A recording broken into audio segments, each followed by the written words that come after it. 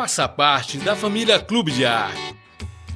Pelo valor de R$ 18, você vai receber mensalmente no seu lar DVDs com seminários e entrevistas com temas atuais, apresentações musicais produzidas pelos trabalhadores da arte espírita, documentários com registro da vida e obra de benfeitores da humanidade e muito mais.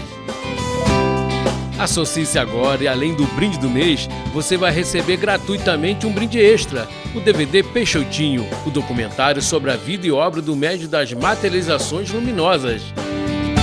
Ligue 0 operadora 21 3017 9800 ou acesse clubedearte.org.br. Clube de Arte, a arte espírita a serviço do bem.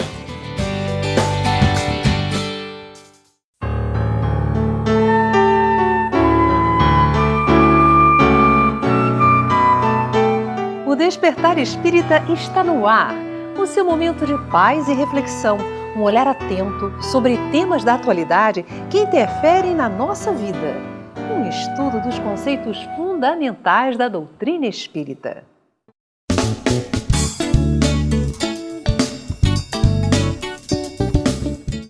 Desde as mais antigas civilizações, o sexo foi considerado uma sagrada faculdade do homem e da mulher. Nele sempre foi reverenciado o poder criador da vida e da natureza. Todas as culturas dão testemunho disso em seus ritos, mitologias, artes e tradições religiosas. Além do objetivo primordial de reprodução e continuidade da sobrevivência da espécie humana, a relação sexual é uma expressão do amor e, quando bem utilizada, proporciona bem-estar, saúde e alegria de viver. Sobre as questões sexuais, existe uma série de preconceitos e tabus que foram sendo criados pela sociedade. Essas distorções vincularam o ato sexual a um simples momento de prazer, a comportamentos levianos, a pornografia e a luxúria. O sexo é necessário para sermos felizes? Quais as consequências do sexo sem amor? O que fazer para utilizarmos bem as forças sexuais? Para conversar conosco sobre este tema, está aqui César Saide. Ele é psicólogo, educador, escritor e expositor espírita. César, bem-vindo ao nosso programa. Obrigado, Yasmin. É uma satisfação, é uma alegria poder vir aqui e estar com você, conversando sobre este e outros assuntos, e também poder colaborar com a obra, com esse trabalho maravilhoso do Clube de Arte. Muito obrigada, César. Qual a finalidade do sexo? A finalidade maior, a finalidade primeira, Yasmin, é a reprodução. Porque é por intermédio do sexo que todos nós estamos aqui. De uma relação sexual, nós reencarnamos. Mas não dá para a gente restringir a vida de um casal, a vida íntima de um casal, apenas ao aspecto reprodutivo das forças sexuais. Eu me recordo que uma vez, estando num encontro com um amigo, e era um encontro sobre família, e a expositora, de uma forma muito radical, muito reducionista, disse que o sexo era exclusivamente para a reprodução. E esse amigo, até então, tinha 2 filhos. E eu me virei para ele e disse assim, jocosamente, poxa, então você e sua esposa só tiveram a comunhão carnal, sexual, 2 vezes. E ele, brincando, olhou para mim e disse assim, é ruim, hein? Ou seja, existe muito preconceito, muito tabu, inclusive no meio espírita. Não é muito comum a gente encontrar, com frequência, seminários, palestras. A gente tem esse tema sendo abordado de maneira muito avulsa. Também não proponho aqui, Yasmin, um modismo, que daqui para frente só falemos de sexo na casa espírita, que os autores só escrevam e publiquem livros sobre sexo. Mas eu penso que quanto mais a gente conversa, mais a gente exorciza os nossos fantasmas, mais a gente naturaliza aquilo que por si só deveria ser tratado com naturalidade. Porque quando queremos falar do coração, do estômago, ou da educação, ou da ecologia, falamos sem nenhum problema, sem nenhum preconceito, sem nenhum tabu. Da mesma maneira o sexo. Então a finalidade maior dele é a reprodução, mas não é a única. Junto a esta se justapõe a necessidade da gente permutar energias, fazer essa troca hormonal. O sexo, quando é vivido com amor, ele tem uma função primordial na nossa saúde psíquica, emocional, na nossa saúde física.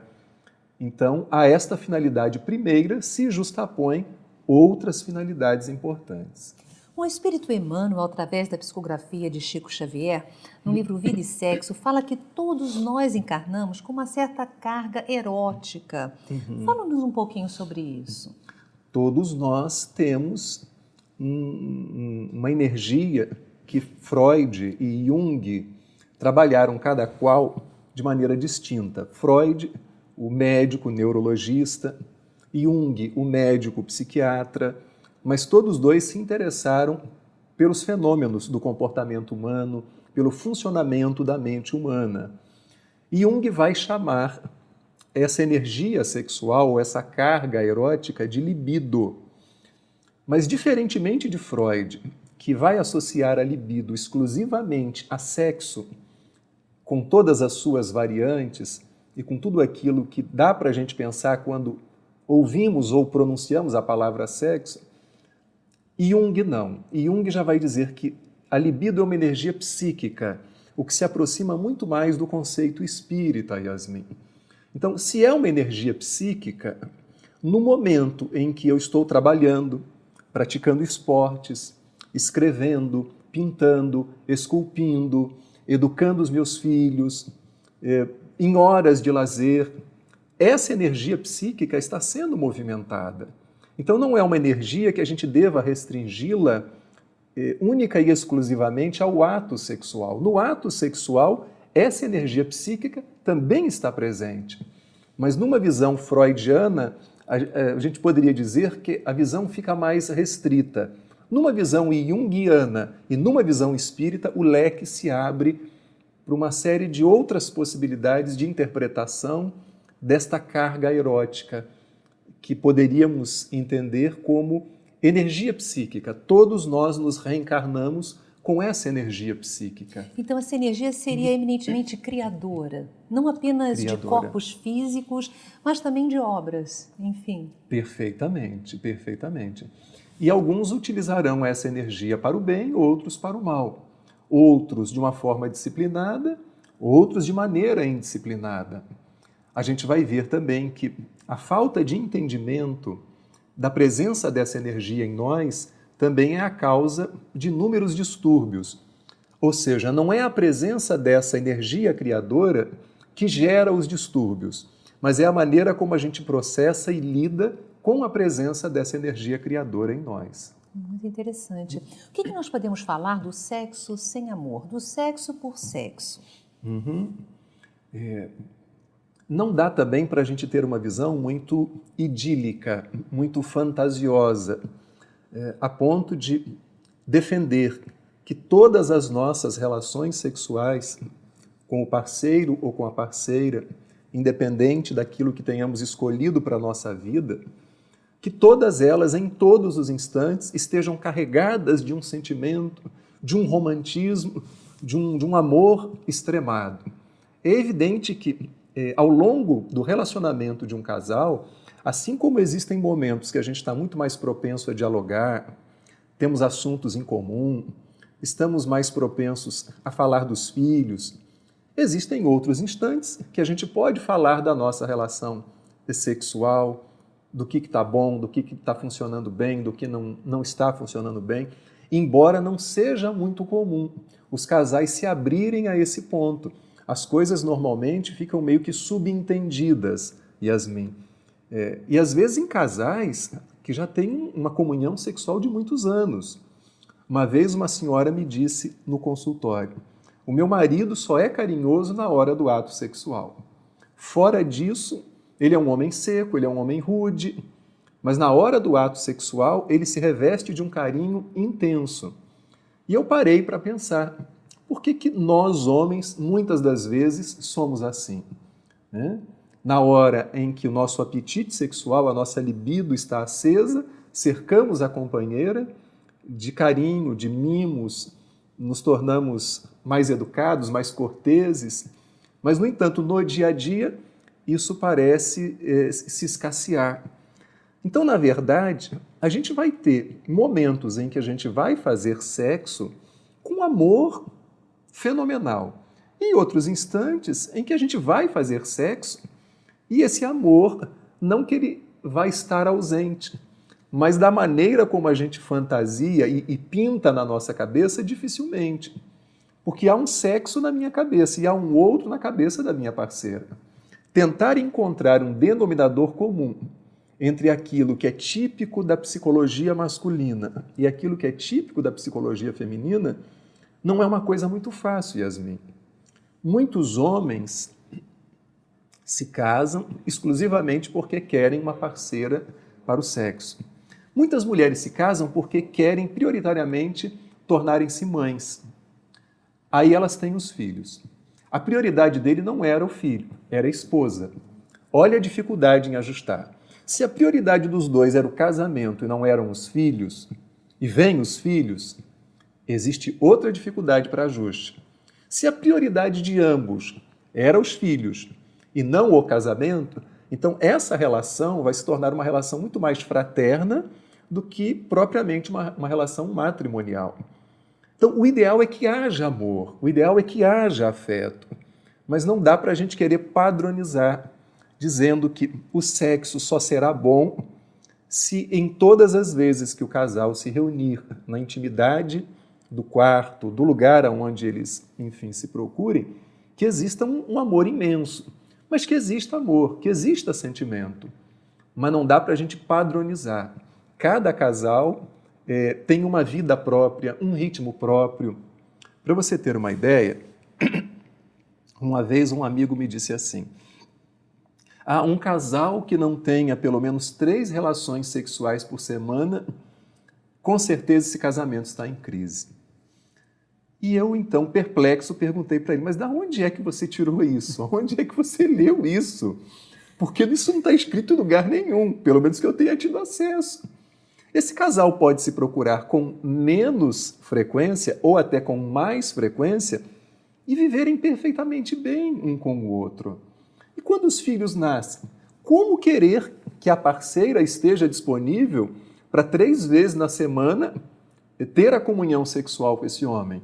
Por que esse homem não renuncia a esse furor, a esse apetite sexual todo e se debruça também sobre essa criança, que é produto da relação sexual dos dois? Então eu vejo assim, que é muito mais comum na psicologia masculina ainda, Yasmin, pensar sexo dissociado de amor. Na psicologia feminina, não tanto, mas cada vez mais a gente encontra mulheres começando a processar essa separação. Então são questões que dizem respeito à intimidade do casal e que merecem da nossa parte muito cuidado, porque há muito modismo também nessa área. E sobre isso eu queria te perguntar, o que dizia do sexo, assim, irresponsável, dos encontros apenas para o sexo e depois, tchau, a pessoa não quer mais ver a outra? Isso é muito próprio dessa sociedade capitalista, sociedade de consumo que a gente vive, em que os objetos são descartáveis. Logo, as relações tornaram-se descartáveis. O amor, tal como a gente concebe e deseja ter na nossa relação amorosa, segundo alguns estudos, ele é uma conquista da modernidade. Antigamente, como você sabe muito bem, as pessoas se casavam obedecendo a conveniências, a interesses materiais, a manutenção de um certo status. Por isso as escolhas antigamente eram feitas a dedo, por conta do dote, da linhagem, do sobrenome. Nos dias de hoje é muito difícil você conciliar amor, querer uma mulher que seja excelente cozinheira, que seja inteligente, que cuide muito bem da casa, que seja uma excelente mãe, que trabalhe fora para ajudar na renda e que sexualmente satisfaça o seu parceiro. São muitas exigências sobre os ombros femininos.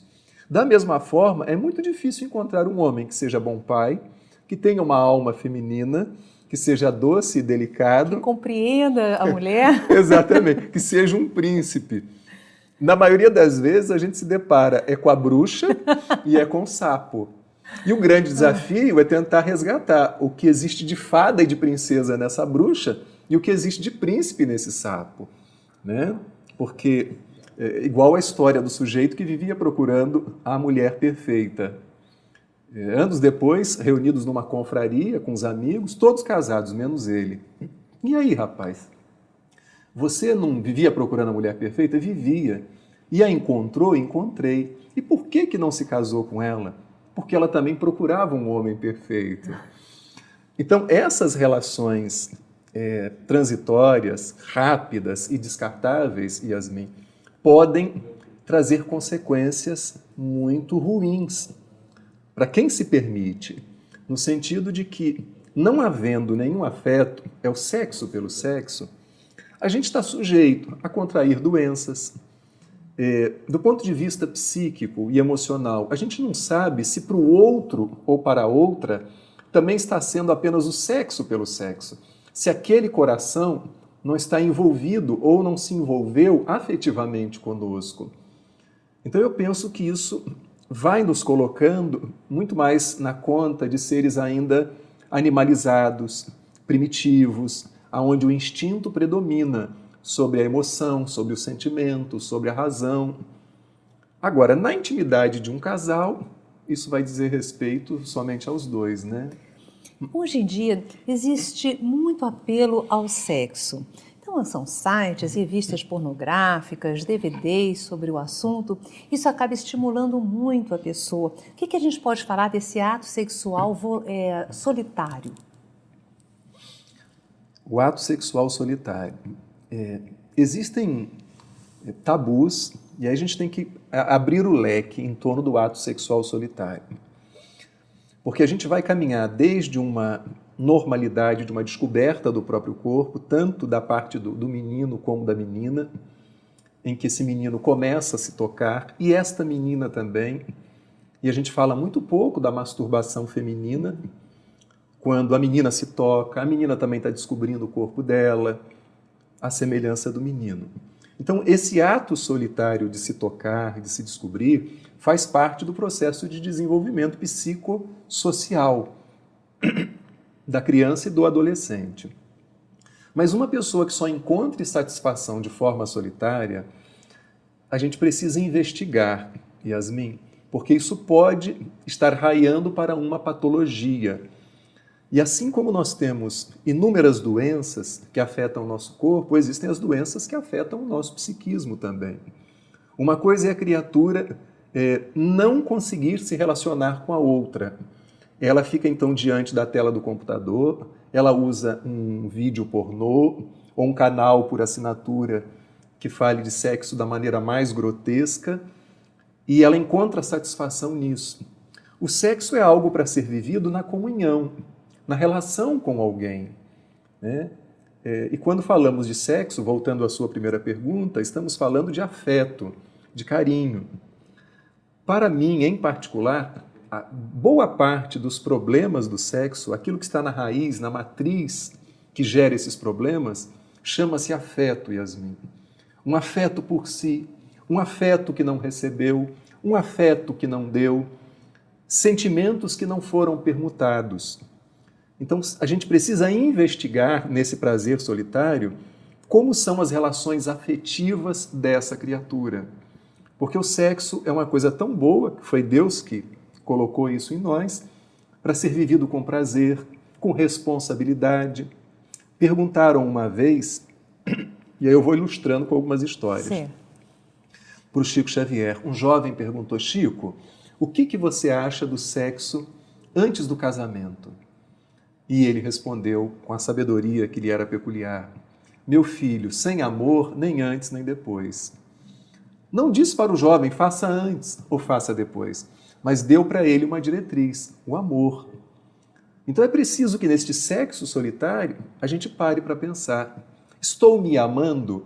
no momento em que me permito a prática X ou a prática Y, que forças eu estou agregando em torno de mim com este ato solitário? Porque, como você sabe muito bem, está lá no Livro dos Espíritos, questão 459, os espíritos nos cercam.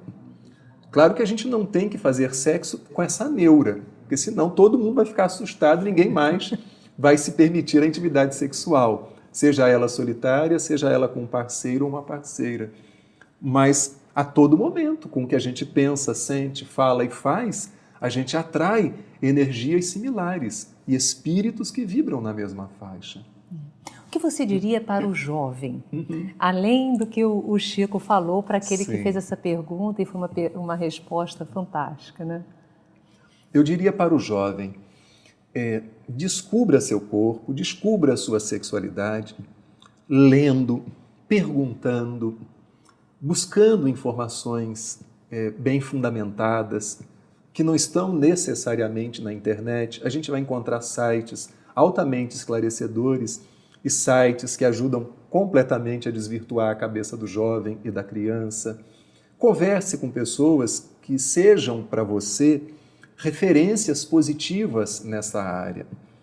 Não tenha vergonha de perguntar. Assim como a gente faz uma pergunta de química, de biologia, de filosofia, de matemática, naturalizar, ainda que seus pais não conversem com você, porque os nossos pais são produto e são fruto de uma geração muito reprimida, que a gente teve toda uma abertura a partir da década de 60, 70, mas saiu-se de um extremo de repressão para um outro extremo de completa liberação. Então eu penso que a gente está em busca, Yasmin, de um caminho do meio, de um caminho de equilíbrio para nós e para os nossos filhos. Então não tenha medo de descobrir seu corpo, de perguntar, de conhecer sua sexualidade, que é o conjunto dos atributos que uma pessoa carrega, né? Uma coisa é o sexo genital, outra coisa é a sexualidade. Então a sexualidade está presente num beijo, num abraço, na maneira de olhar, na maneira de caminhar, na maneira como duas pessoas conversam. É o meu conjunto de atributos, é aquilo que me tipifica, né? Como uma alma acentuadamente feminina ou masculina. E quando eu digo descobrir, não é sair descobrindo com todo mundo, ficando com todo mundo. É descobrir nesse sentido. Eu posso descobrir intelectualmente, eu posso descobrir me tocando, me percebendo, porque esse corpo é um instrumento divino, né? É com ele que a gente está aqui querendo crescer, querendo evoluir, e, enfim, fazer o que a gente precisa fazer aqui na face da Terra, né? Eu vou perguntar a você sobre a visão espírita do sexo. Como nós falamos de início, a finalidade primeira é a reprodução, mas não é a única, né? A visão espírita, ela é libertadora, Yasmin. Ela é emancipadora, é geradora de autonomia na nossa vida. Mas a visão dos espíritas é que muitas das vezes não corresponde à visão do espiritismo. Então nós temos a visão dos espíritas, que são visões em alguns momentos muito particulares e podem estar carregadas de um preconceito, de um ranço, dos atavismos que estamos trazendo de vidas passadas, das fantasias não resolvidas, não realizadas, dos tabus, mas a visão do espiritismo que deve nortear o nosso pensamento como espíritas é a mais libertadora possível, no sentido de que a gente deve viver essa vida sexual, mas sem entronizar essa vida sexual como a coisa mais importante do mundo. Existem outras coisas que também são importantes. Criar os filhos, trabalhar, praticar esportes, investir na vida profissional. A questão é que o tabu que rodeia a questão do sexo faz com que a gente pense em sexo, viva o sexo e queira fazer sexo quase que 24 horas por dia, e isso denota uma neurose, um distúrbio, ou mais até do que uma neurose, uma patologia, algo que vai demandar um atendimento clínico, especializado, uma terapia, para que a criatura exorcize esses fantasmas, verbalize suas fantasias. Mas a visão espírita é libertadora, o sexo é algo divino do ponto de vista espírita. E a gente vê, por exemplo, o André Luiz falando da relação do magnetismo que une a Lua à Terra, que permite aos planetas estarem em órbita, essa influência dos astros sobre as plantações, sobre a maré, essa coisa maravilhosa da polinização, de um inseto que vai ali sugar o néctar e pousa suas patas numa flor e depois vai pousar numa outra, permitindo que exista a fecundação. O sexo está presente nos reinos da natureza, está presente no universo e está presente na comunhão carnal entre um homem e uma mulher, entre duas mulheres e entre dois homens. E a gente não tem que ter preconceito. A própria homossexualidade, para muitos espíritos, é uma experiência evolutiva que nem todo mundo tem que passar, mas alguns passam por ela e nem por isso o espírito deixa de crescer. Nós temos uma tendência, Yasmin, a achar que um espírito cresce ou estagna exclusivamente pelo uso do sexo. E a inteligência? E o tempo? E a saúde? E a beleza? E todos os outros atributos? A gente tem que ter essa visão mais ampla e parar de dizer que uma pessoa é promíscua, ou é degradada, ou está perdendo a encarnação dela, porque ela se separou, arrumou um novo parceiro ou uma nova parceira, ou porque ela já se casou 3 vezes.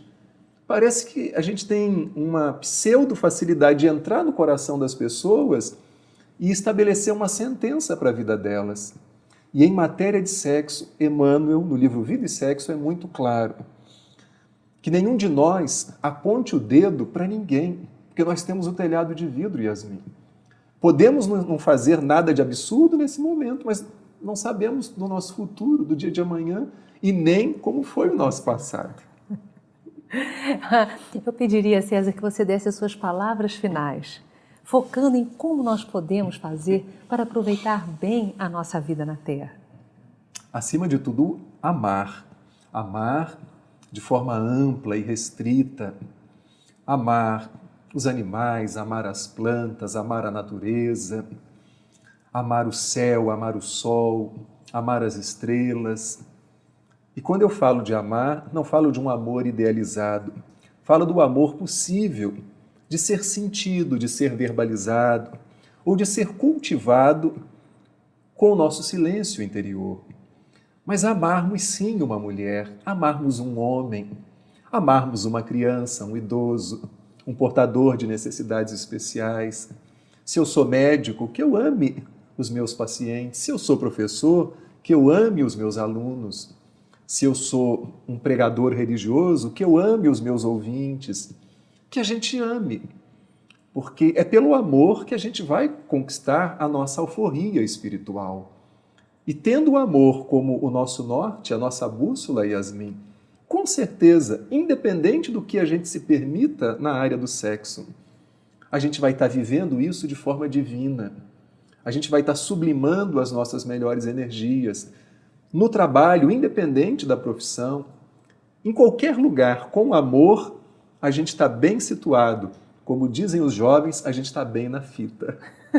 Muito obrigada, César, pela sua presença no nosso programa. Obrigado a você.